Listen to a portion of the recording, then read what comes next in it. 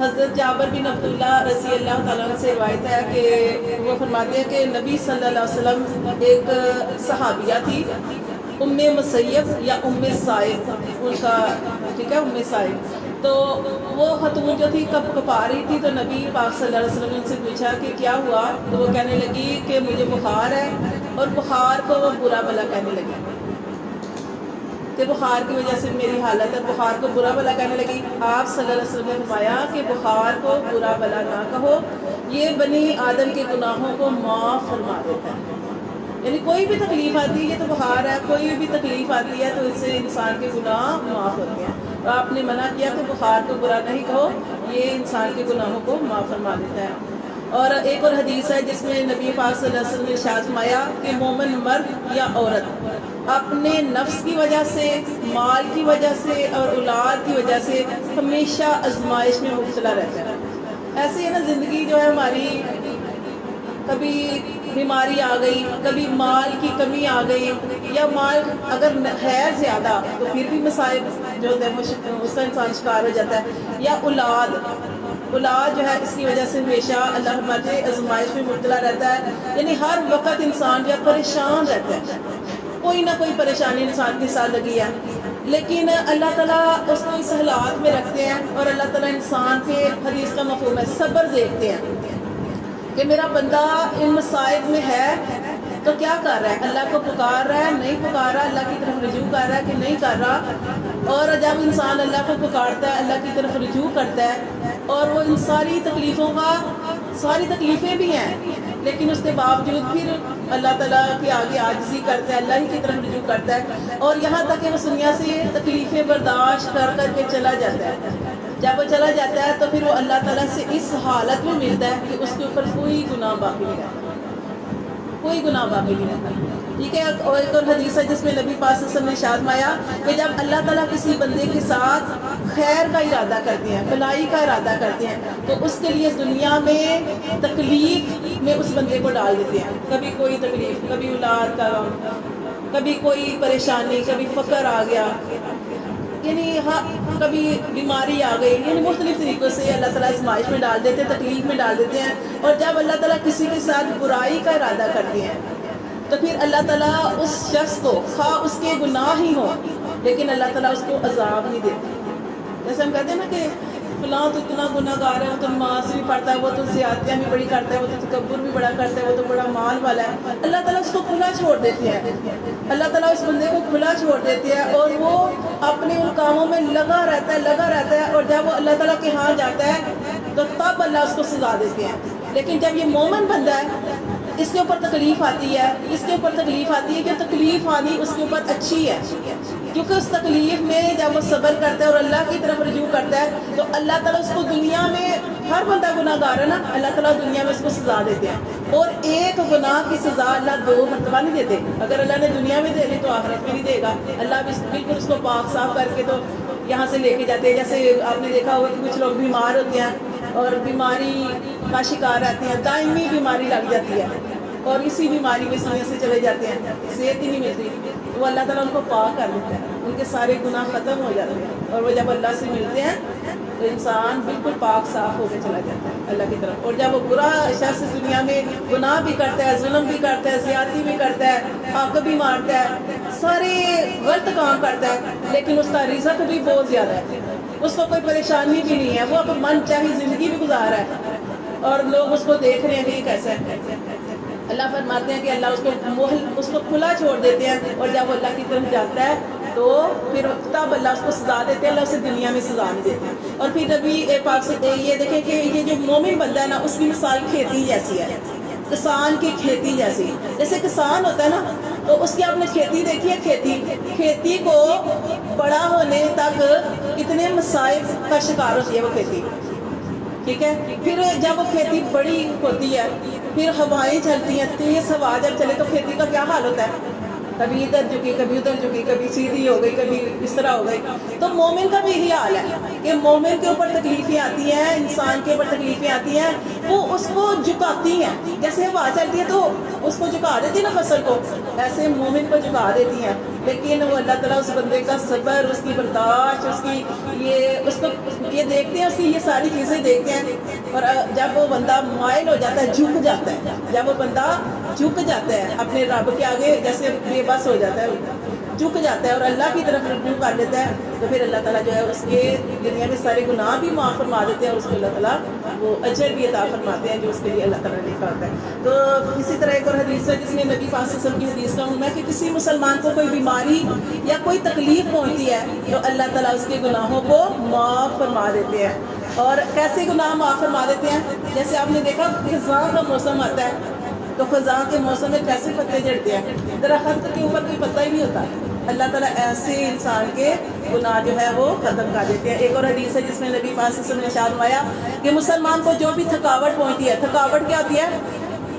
آپ محنت کرتے ہیں، جیسے ہمارے شوہر ہیں وہ لگائیں کہ صبح سے لے کر شام تک محنت کرتے ہیں روزگار کے لیے، کمانے کے لیے، رزق کے لیے، تھک جاتے ہیں، صبح سے لے کر شام تک تھک جاتے ہیں، گھر میں آتے ہیں گھر میں کام، باہر جاتے ہیں باہر کام، یعنی اتنا کام. اسی طرف عورتیں دیکھ لیں، عورتیں بھی کتنی مشقت کرتی ہیں، صبح سے لے کر گھر کی ذمہ داریاں، بچوں کی، سارے کام، تھکاوٹ، اتنی تھکاوٹ ہو جاتی ہے کہ تھکاوٹ نبی پاک صلی اللہ علیہ وسلم کی حدیث کا مطلب جو مسلمان بھی تھکاوٹ یعنی کام کر کر کے تھک جاتا ہے، خواہ وہ مرد ہے یا عورت ہے، یا پھر بیماری کا شکار ہو جاتا ہے مرد یا عورت، یا پھر بیماری نہیں ہے لیکن تکلیف میں، پریشانی میں، مصیبت میں جو ہے دنیا میں رہتا ہے، تو اللہ تعالیٰ فرماتے ہیں کہ اللہ تعالیٰ اس کا یہ ضائع نہیں کرتے. نبی پاک صلی اللہ علیہ وسلم کی حدیث کا مفہوم ہے کہ یہاں تک کہ انسان کو ایک کانٹا بھی چبھتا ہے تو اللہ تعالیٰ اس کے بدلے اس کے گناہ معاف فرماتے ہیں. تو یہ جو تکلیف آ جاتی ہے، بیماری آ جاتی ہے، یہ کیا ہوتا ہے کہ ہمارے گناہ ہوتے ہیں. نبی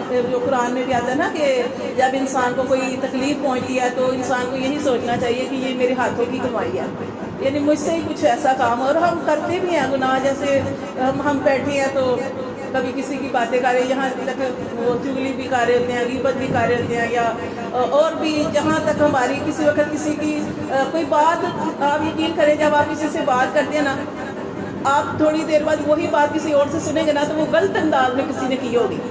یعنی ہم کسی کے اندر اس کا مثبت تلاش نہیں کرتے، ہم اس کی کسی نے کوئی بات کی تو اس کو غلط رنگ دے کے آگے پیش کریں گے، پھر آگے پہنچتی ہے. تو ہر بندہ جو ہے نا، اسی لیے جب یہ حدیث بیان کی جاتی ہے نا تو ہمیں نہیں پتا کہ نبی پاک صلی اللہ علیہ وسلم نے یہ چیز جو تھی وہ کس طریقے سے بیان کی ہے. تو ہم اسی لیے جب کوئی بات کرتے ہیں ہم کہتے ہیں حدیث کا مفہوم ہے، کیونکہ حدیث یہ ہوتی ہے کہ نبی صلی اللہ علیہ وسلم نے یہ فرمایا. تو ہمیں تو نہیں پتا، ہم اس کے اندر ہو سکتا ہے کسی چیز کا اضافہ کر دیں یا کسی چیز کی کمی کر دیں. تو اس لیے ہم کہتے ہیں حدیث کا مفہوم یہ ہے کہ یہ جو نبی صلی اللہ علیہ وسلم نے فرمایا اس کا یہ خلاصہ یہ ہے، ہم یہ بیان کرتے ہیں. تو اس لیے ہر بندہ گناہ گار ہے، تو اس لیے لیکن جو بھی پھر بھی گناہ کے باوجود بے شک ہمارے گناہ ہی ہیں جن کی وجہ سے ہمیں کبھی تکلیف آ جاتی ہے، کبھی پریشانی آ جاتی ہے، کبھی بیماری آ جاتی ہے، کبھی کچھ رنج غم مل جاتا ہے. لیکن اس کے اوپر بھی اگر ہم صبر کرتے ہیں، برداشت کرتے ہیں اور اللہ تعالیٰ سے کہتے ہیں کہ اللہ تعالیٰ کہ اگر یہ تیری طرف سے ہے تو اللہ، اگر یہ ہمارے گناہوں کی وجہ سے ہے یا اللہ پاک تیری طرف سے ہے تو اللہ ہم اس پہ راضی ہے. جیسے ایک دو بزرگ تھے نا آپس میں، تو وہ آپس میں باتیں کر رہے تھے، وہ کہہ رہے تھے، ایک کہنے لگا کہ اللہ کا ولی کسے کہتے ہیں؟ تو ایک شخص نے کہا، ایک بزرگ نے کہا کہ اللہ کا ولی ہوتا ہے وہ ہوتا ہے جو پریشانیوں پہ صبر کرتا ہے اور واویلا نہیں کرتا. تو دوسرے بزرگ نے کہا مجھے تمہاری بات کی اس طرح سمجھ نہیں آئی. تو پہلے بزرگ نے کہا کہ اچھا نہیں سمجھ آئی تو پھر آپ بتائیں کہ آپ کو کیا سمجھ آئی ہے. تو دوسرے نے کہا کہ اللہ کا ولی وہ ہوتا ہے کہ جو اللہ سے محبت کرتا ہے، اور اللہ سے جب محبت کرتا ہے تو اللہ جو ہے نا، اللہ جو بھی اس کو دے، خوشی دے، غمی دے، تکلیف دے، پریشانی دے، تو وہ اس کو اللہ کا تحفہ سمجھ کے قبول کرتا ہے کہ یہ اللہ نے دی ہے تو اس کے اندر ضرور کوئی نہ کوئی ہمارے لیے بہتری ہے. یعنی اللہ سے شکوہ نہیں کرنا، اللہ سے شکایت نہیں کرنی، اللہ سے شکوہ نہیں کرنا، یہ ہوتا ہے اللہ کا ولی. یعنی وہ ایک بزرگ آپس میں باتیں کر رہے تھے. تو اب یہ دیکھیں جو انسان صبر کرتا ہے، صبر کے ساتھ زندگی گزارتا ہے، جیسے آپ دیکھیں ابھی جو یہ مہینہ چل رہا ہے ذوالحجہ کا، یہ قربانی کا بھی آیا سارا کچھ. تو یہ اس میں آپ ابراہیم علیہ السلام کا دیکھ لیں کہ اللہ کے نبی تھے، کتنی زیادہ پریشانیوں کا شکار ہوئے کہ جب بڑے ہوئے، جب دین کی دعوت دینے لگے، جب بتوں سے نفرت کرنے لگے تو والد نے کہہ دیا کہ اس ملک کو چھوڑ کے چلے جاؤ۔ اپنے ملک کو چھوڑ کے جانا، جہاں پہ آپ رہ رہے ہو وہاں سے ہجرت کرنا کتنا مشکل ہوتا ہے، لیکن انہوں نے کی ہجرت اس لیے، دین کے لیے، کہ یہاں پہ کوئی ان کی بات نہیں مان رہا، کوئی سن نہیں رہا، وہ چھوڑ کے چلے گئے۔ لیکن اللہ نے کتنے انعام کیے۔ پھر جب انسان جو ہے وہ صبر کرتا ہے یا برداشت کرتا ہے یا سارا کچھ اللہ کے لیے چھوڑ دیتا ہے تو اللہ اس کو بڑے انعام دیتے ہیں۔ حالانکہ اللہ نے بڑی سخت آزمائشیں لی ابراہیم علیہ السلام سے، اتنی سخت جتنی بھی قرآن کے اندر ذکر ہے، یعنی بندہ سوچ بھی نہیں سکتا، اور اللہ نے اتنی کہ بڑھاپے میں اولاد دی اور اس کو وہاں پہ اللہ کو حکم تھا چٹیل میدان میں چھوڑائے، پھر ذرا بڑے ہوئے تو ذبح کرنے کا حکم مل گیا۔ تو یہ ساری آزمائشیں آگ میں ڈالیں گے، اور کیسی آگ میں ڈالیں گے وہ بھی ان کا کتنا پیارا واقعہ ہے، اور کتنا زیادہ اللہ پہ ان کا توکل تھا۔ تو ساری آزمائشوں سے گزارا گیا، تو پھر اللہ نے اتنا بڑا اجر دیا کہ جب تک یہ نبی پاک صلی اللہ علیہ وسلم جو تھے، یہ اللہ نے اتنی بڑی ان کو انعام دیا کہ نبی صلی اللہ علیہ وسلم کی ان کی نسل میں سے پیدا کر دیا، اور یہاں تک کہ انعام یہ بھی ملا کہ دنیا میں جب تک درود پاک پڑھا جائے گا، ابراہیم علیہ السلام کا نام رہتی دنیا تک، جب تک یہ دنیا رہے گی ان کا نام لیا جاتا رہے گا۔ اللہ بڑے انعام دیتے ہیں۔ اسی طرح ایک وہ آپ ابو بکر صدیق رضی اللہ تعالیٰ عنہ کے بارے میں جانتے ہیں کہ ایک دفعہ آپ صلی اللہ علیہ وسلم مسجد میں تشریف لائے، تو صحابہ کرام بھی بیٹھے ہوئے تھے، آپ صلی اللہ علیہ وسلم تھوڑے چہرے پہ خفگی کا اظہار تھا، تو صحابہ کرام نے پوچھا کہ اللہ کے رسول آپ کا چہرہ، بلکہ پوچھتے ہی نہیں تھے، تو پتہ چل جاتا تھا کہ نبی پاک صلی اللہ علیہ وسلم کو کسی بات پہ غصہ ہے۔ آپ بیٹھے، آپ صلی اللہ علیہ وسلم نے فرمایا کہ ابو دردہ کہاں ہے؟ تو یہاں تک کہ ابو دردہ جو تھے وہ ان کے پاس نبی پاک صلی اللہ علیہ وسلم کے پاس حاضر ہوئے، تو آپ صلی اللہ علیہ وسلم نے فرمایا کہ ابو دردہ، اور ابو دردہ نے کہا کہ یا رسول صلی اللہ علیہ وسلم میں حاضر ہوں۔ تو انہوں نے کہا کہ ابو دردہ نے کہا کہ اللہ کے رسول آپ ناراض لگ رہے ہیں، تو آپ صلی اللہ علیہ وسلم نے فرمایا ہاں میں تم سے ناراض ہوں۔ وہ کہنے لگے کیوں ناراض ہے اللہ کے رسول، کیوں ناراض ہیں؟ تو آپ نے فرمایا کہ تمہیں نہیں پتا کہ تم گلی سے گزر رہے تھے، تم آگے تھے اور ابو بکر صدیق تمہارے پیچھے تھا، اور ابو بکر صدیق کا تم عظمت نہیں جانتے کہ دنیا میں جس نے بھی میرے ساتھ احسان کیا میں نے اس کا بدلہ دے دیا سوائے ابو بکر صدیق کے۔ کہ ابو بکر کے آپ کو کیوں غصہ آیا کہ ابو بکر صدیق رضی اللہ تعالیٰ نے گزرنا تھا تو آپ پیچھے رہتے، اور ابو بکر صدیق کو آگے سے گزر۔ یہ اللہ نے ان کو دنیا میں اجر دیا، مقام دیا، اور یہی نہیں بلکہ آپ سے اتنی بڑی بات ارشاد فرمائی کہ ہر ایک کا میں نے بدلہ دے دیا سوائے ابو بکر صدیق کے۔ وہ تصدیق کرنے والے ابو بکر صدیق، غار ثور کے ساتھی ابو بکر صدیق، ہجرت کرنے والے ابو بکر صدیق، وہ شام کا واقعہ کے آگے اس کے آگے جو تھے پاؤں رکھ دیتے تھے کہ نبی پاک صلی اللہ علیہ وسلم کو شام تک ڈس نہ لے، تکلیف نہ دے۔